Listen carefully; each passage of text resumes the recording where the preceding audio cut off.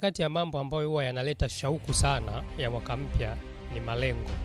Kila mtu anakuwa na shauku ya kuingia mwaka mpya na kutengeneza malengo mapya.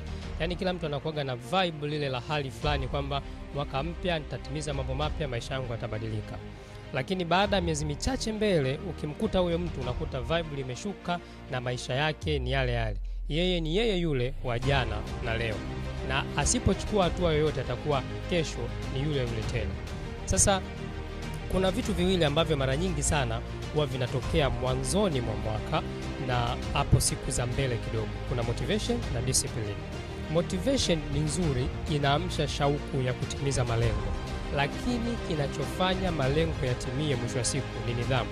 Nidhamu ni uwezo wa kuendelea kufanya mambo sahihi hata kama huoni matokeo kwa muda huo. Yaani motivation itakupushi siku za mwanzoni ili kuanza, lakini nidhamu ndio itakufanya uendelee kuchukua hatua za kutimiza malengo hata wakati ambapo hujisikii. Nidhamu itakufanya uamke wakati ambao hutaki kuamka.